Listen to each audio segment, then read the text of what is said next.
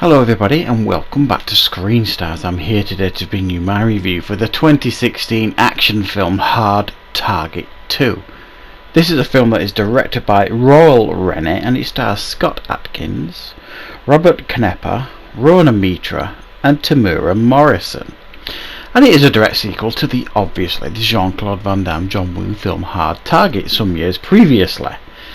Now, this film focuses on Scott Adkins' character Wes Baylor, who we see at the beginning of the film is a champion kickboxer stroke mixed martial artist, and he has a bout with his best friend, and he ends up killing his best friend basically in the ring. And we see him 6 months later in Bangkok, I believe, somewhere like that. Drowning his sorrows, entering street fights to make a bit of money, and he gets given an opportunity. He thinks he's going to be entered into a legitimate fight for 1 million. He gets there and he's basically informed that he's about to be hunted by a load of people, and if he wins, if he gets across the border, he can keep 1 million in diamonds. If not, he is dead as a doornail because they're going to catch him and kill him. And that's basically the story here. It is essentially the first film remade. And if you've seen the first film, you don't really need to see this film as the first thing I'm going to say. I've got to say I was bitterly disappointed with this film. I thought it was a lazy rehash of the first film for much of it. That's not to say that there aren't some impressive action scenes here, especially the fight scenes with Scott Adkins. We all know how skilled he is as a martial artist, and he's a former stuntman. Generally speaking, his fight scenes and action scenes in this film work really, really well, apart from one dodgy one he has with Rona Mitra in this film that looks a bit terrible. Not so much Scott Adkins, but mainly Rona Mitra. And that's essentially it with this film. It's these generic guys chasing him with crossbows and on motorbikes, and you've got Robert Knepper hamming it up in the Lance Henriksen role from the first film. He's not playing the same guy obviously, but he's essentially, he even looks a little bit like Lance Henriksen. He's essentially playing the same role, and they're chasing him down in the jungle trying to kill him, and lo and behold he finds somebody in the jungle that he protects, looks after. She's looking for her brother who took part in this hunt several months earlier, who, believe it or not, they actually managed to find. Even though he was hunted down months earlier, they find him like half dead in this temple. How he didn't get to her village in all the months that he had, God only knows. However, this film is full of plot holes that you can drive tanks through, convenient plot devices, all the usual cliches and tropes you could imagine in an action film. Scott Adkins, I was actually surprised when I double checked when this was made and it was 2016, because it feels like it's earlier in his career, because certainly there are times in this film where his acting's a little bit patchy.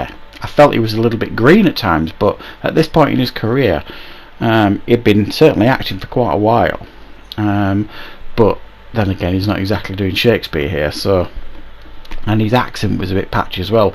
Earlier in the film it felt like he was doing his normal English accent, and then he does this American accent, all a bit patchy, doesn't make an awful lot of sense. And the romance that they give him, basically, it's just clumsily done. They give this female character that is introduced into the film for no apparent reason, doesn't do an awful lot other than get rescued all the time. And it's just, like I say, a bit ham-fisted, a bit clumsy, and all these characters really are not really given interesting things to do or have any kind of interesting backstory. The only one they ever put any real effort into, and that's only a very basic level, is Scott Adkins' character, and even then that's again quite clumsily done and not particularly interesting.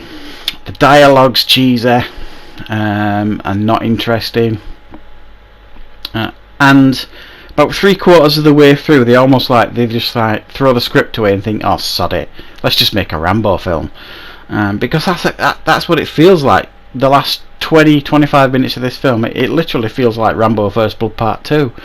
You've got this guy at the beginning of the film who was essentially a legit martial artist stroke kickboxer, and by the end of the film he's running around the jungle shooting people like John Rambo, and you'd think he was some kind of green beret. It's just, it stretches your believability factor somewhat, this film, and it even, god damn it, if we don't get doves as well, there's a scene at the end where he's walking across a bridge where we even get some doves. Obviously a direct link to John Woo and the first Hard Target. I mean, John Woo was obsessed with doves and slow-mo in his films, and this film certainly, I don't know if it's tipping the hat to John Woo or if it's just stealing things from the first film, but it doesn't do a very good job on any of them. It's not as stylish as the first one. I mean, the first one's not exactly a stone cold classic, do you know what I mean? But it is certainly an entertaining film when you've got someone like John Woo and Jean-Claude Van Damme in his prime, and Lance Henriksen hamming up every scene that he's in. It's easy to see why the first Hard Target film worked, even though, you know, like I say, it's not exactly regarded as a classic or anything. This just feels like a bargain bin remake of the first film, from my perspective. There's a couple of enjoyable action scenes in it, there's a couple of enjoyable martial art fight scenes in it. Other than that, it's very, very run-of-the-mill stuff. I'm giving it a 5 out of 10. As you know, I'm watching a lot of Scott Adkins films at the minute, catching up, and this is certainly my least favourite one that I've watched so far, and it is one that I would probably suggest to avoid, certainly if you're a fan of the first Hard Target anyway.